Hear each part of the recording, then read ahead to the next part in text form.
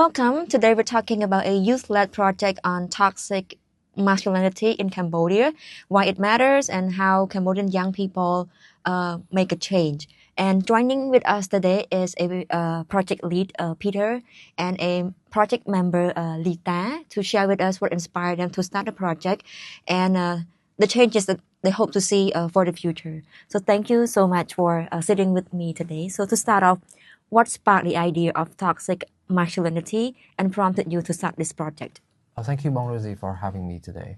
I think the reason that led to all of this was what we observed as a pattern of issues relating to gender-based violence in Cambodian society. And I think one of the prominent cases of earlier this year was when a young girl was gang raped. And it sparked very serious discussions online about the need to stop victim blaming and the need for boys to be educated and to act better when conducting themselves with women in their lives. And we've noticed that this is a symptom of a larger problem within our society. And we've taken the notice that it has been addressed by the government and by non-governmental organizations through many projects that aim to help women to recognize what is gender-based violence, how to respond when gender-based violence occurred to them. But we see that there is very little, I'm not saying that there's no engagement with men, but there's very little engagement with men when we consider the fact that men are the perpetrators of most cases of gender-based violence. And when we take a look deeper at the issue, it's not that the men suffer some sort of illness or they are under serious issues, but it basically stems from the mindset they hold on to, basically toxic masculinity. It encourages some aspects of toxic masculinity, encourages them to favor violence, aggression as a means of asserting dominance to showcase their quote unquote manliness. And this encourages them to actually be violent towards women in their lives through the various ways. So we figured that the policies, the initiatives that the government and the non-governmental organizations have conducted, it helps a part of the larger problem, but we want to address the systemic cause of this whole issue, which is reshaping how people view masculinity so that men in society would change their behavior as a whole as well. And I think this actually aligns with the UN initiatives for UN80, which is about not just creating policies and interventions, but actually making behavioral change. So in a way, we are contributing to that. So, talking about toxic masculinity to you personally, how do you define it? And for Lita, as a woman yourself, how do you personally define toxic masculinity? And maybe you can tell us a little bit why you decided to join the project. Of course. So, as a woman myself, I guess to me, toxic masculinity could come in many forms. It could just be like a passing comment, like on the street, a little cat call, a little joke by your friends, a little touches here and there. It could be those small things towards just leading up through the more serious issues, as Peter have mentioned. And to me specifically, what I want to focus on within toxic masculinity is the behavior issue that our young boys are growing up in. We know in Cambodia, we have our traditional ideas and stuff, which is perfectly fine. However, most of these ideas could contribute to a mindset of a rigid idea of what constitutes as a real man. It could come across as in various ways, like dominance, display of strength through violence, or cruel jokes and stuff. And well, those are my ideas. But as for my intention in joining this project, is because I've been seeing a lot of young boys who are growing up with very harmful ideas, especially from the internet. And I hope to join this that I could spread more positive ideas, so they could learn their own ways and change. Yeah. So I don't think most Cambodian men really know what toxic masculinity is. So do you think that it is still a problem here that people are not talking enough about this? I think that's a very great question. And I think it all stems from a lot of factors. I think right now, people may see toxic masculinity as just another gender issue, and when compared there, and people may argue that there are way bigger problems that in our society that we should be looking right now, and gender is not it. Toxic masculinity is not that important. We need to solve problems relating to economic development. We need to reduce poverty, create new jobs for people, ensuring the security of our country. Toxic masculinity can wait for now. But I think when most people don't realize is that toxic masculinity, in a way, has can contribute to economic consequences as well when you think about it. An example that I like to bring is the fact that in certain cases, toxic masculinity encourages men to think of women as as the subordinate to men in the family.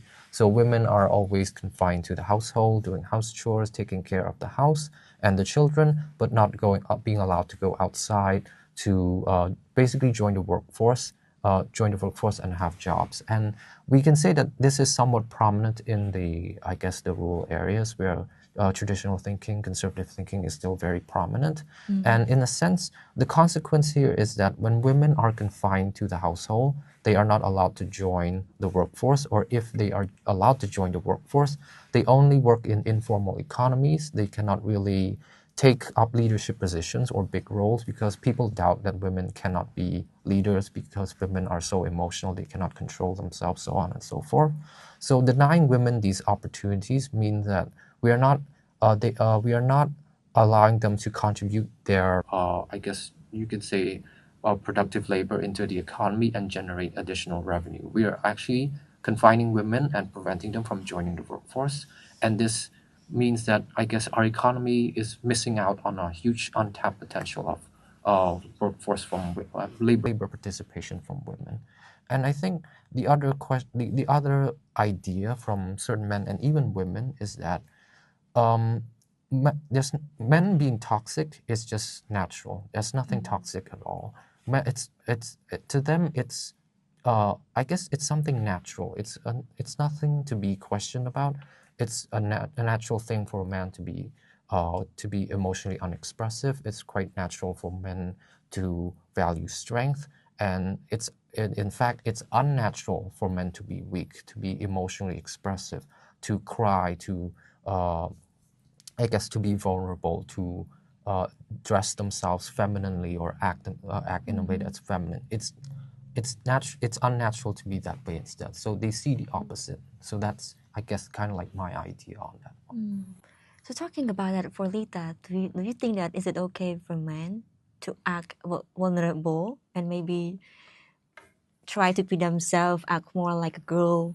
Do you think it's fine for them? Yes, of course. I think experiencing various emotion, whether it be sadness or anger or grief, and expressing vulnerability should be a right to every human, whether their gender is a man or a woman or more, is perfectly fine.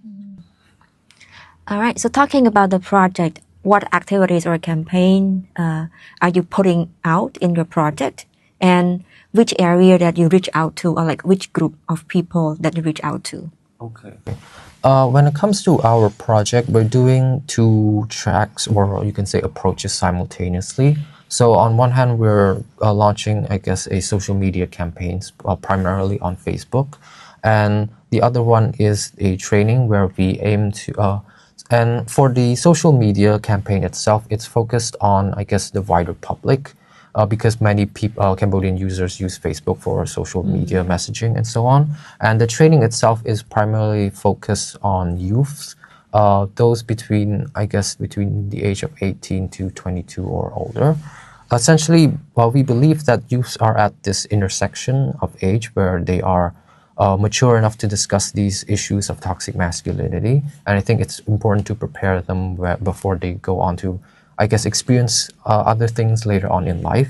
But they are also quite young and open enough to new ideas that challenge their conventional understanding that they have been taught since a young age.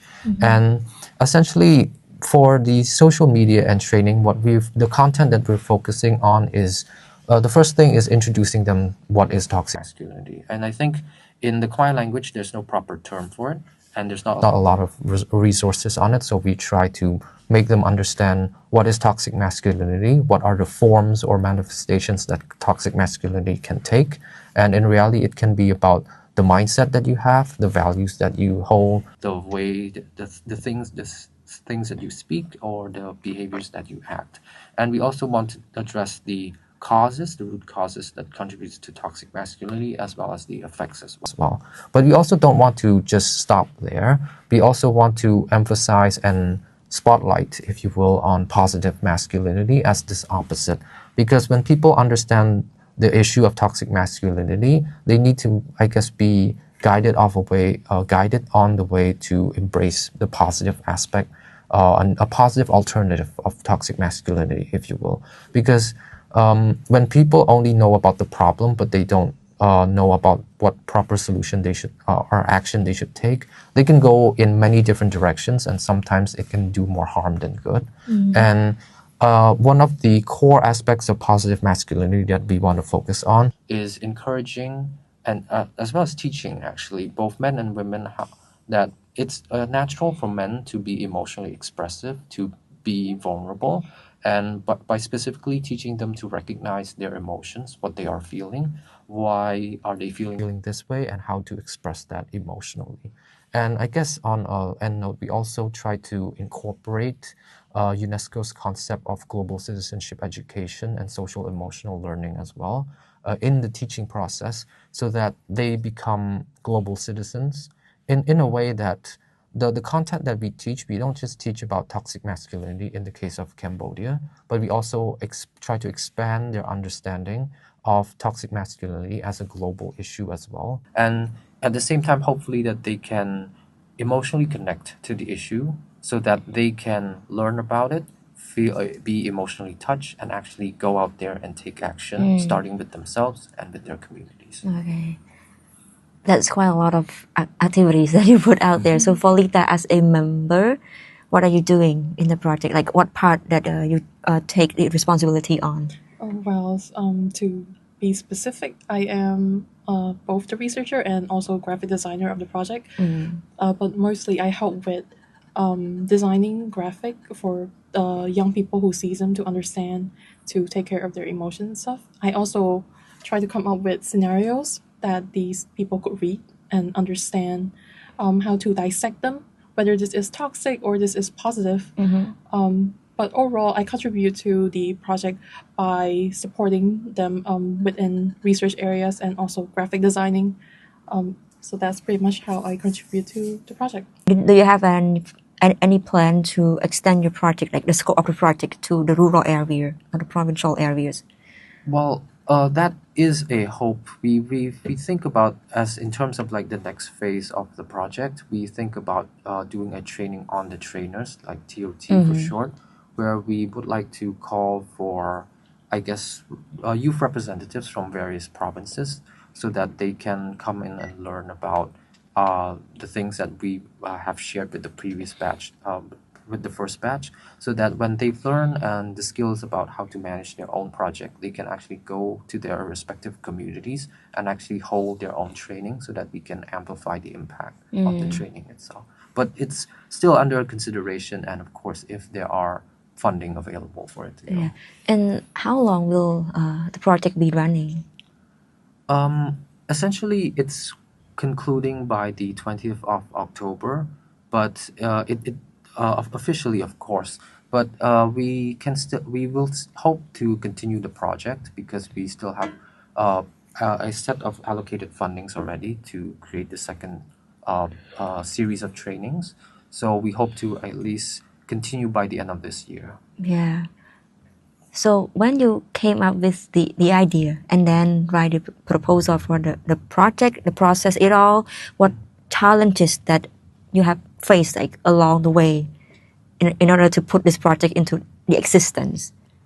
I would say that, I guess, understanding the whole process of project management, because this is the first time for me running a social project, and basically identifying what I want to do, how much, I guess, of the funding I want to allocate for specific activities. So that was a challenge into actually understanding what I want for the project itself.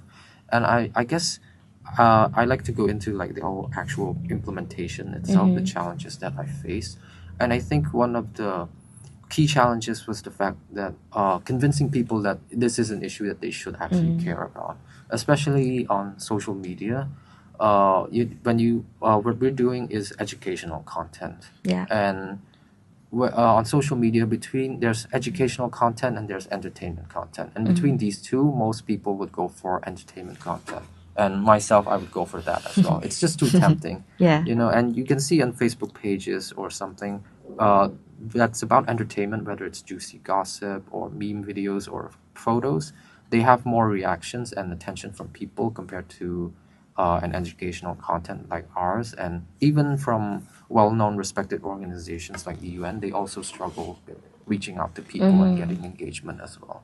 So that's one of the, I guess, key challenges that we face during implementation. So Lita, what is your expectation of the project? My expectation for the project, well, I guess to me, I try to set my standard a little bit close to home. But personally, I would like this project to spread more information about this, and especially I hope those young boys who are growing up and struggling with their emotion and their vulnerability, especially with self-expression of their idea of masculinity. I hope that this project would bring them another set of information and ideas that masculinity doesn't mean the set of ideas that they've been learning up since they've been alive. I would like them to learn, and I hope that this encourages them to understand that they could express themselves in more ways than just these display of strength and dominance and assertiveness. They could be soft, they could be emotional, they could dress however they want, they could try many things. So hopefully this project could reach these kids who are struggling and encourage them to be more open. Yeah. So then what kind of masculinity that you hope to see in Cambodian boys in the future? For me, I want them to understand that, first of all, the masculinity that we have right now, it's not entirely toxic. It's just some aspects of it. When we critically examine it, it is toxic. It is negative. It is harming us men, but also harming those around us as well. Our family members, our friends, our loved ones, and just making our lives miserable in general. So when we recognize that, we should embrace a much more positive aspect of much more positive masculinity in general, where it is a less restrictive set of categories on that set who we actually are. Because being a man, you can express yourself in so many ways, from the way you dress, the way you behave, how you speak, what career choices you take, how emotionally expressive you are. It's okay to be anything you want. There's no really set category on what is right and what is wrong. What is right and what is the wrong definition of being a man. I think, and that's also coincides with femininity in society, and hopefully in Cambodian society as well. Because as a man or as a woman, there's no set definition of what you can do, what you have to do to be a man, to be classified as a man, to be classified as a woman. It's up to you to decide for yourself on who you want to be, but it doesn't change the fact that you are already a man and you are already a woman in your capacity yourself. Well, pretty much I share very similar mentality as Peter, but personally, as I've mentioned before, I really would love to see Cambodia be a country that these young boys growing up in could be more expressive. There's a whole wide range of emotion these boys could be experiencing and showcasing to others around them and showing them that it is a safe community to be yourself in. But in my opinion, currently we are still struggling with traditional gender norms, that it could be really restrictive, especially towards boys who are more effeminate or struggling with those type of emotional struggles. So I would love to see Cambodia become one of those countries who are safe for these boys growing up and understand they could be more than the traditional ideas of manliness. All right. So look into the future. After you conclude this project, do you have any idea in mind that you will be doing right after the project ends? The project may end in terms of the training itself, but I hope that to see or actually to meet, to catch up with the, I guess you could say the alumni of the training, to see how our training have impacted their lives, what lessons that they take from the training and incorporate in their own lives, or that they share with those around them. And I think to me the result is that although our project only aims to train a smaller number of people, around 18 to 20 or so, compared to large scale policies or projects by other entities that aim to help thousands and thousands of people, I think we still make an impact. We still make a difference within our capacity. We essentially transform 18 lives, hopefully for the better, and it's better than doing nothing at all. And I think that is a very good result at the end of the day, knowing that you actually went out there and make a difference, and like I said, transform 18 lives to help them live happier, healthier lives in general. Nita? Well, personally, after this project, you see, outside of this, I am an artist. So, in my art, I showcase gender expression that aren't really restrictive. Boys can be feminine, women can be masculine. And I hope that in drawing these things, it could attract, well, this art thing is also like an entertainment value. So hopefully it could draw these kids in and understand and show them their different perspective.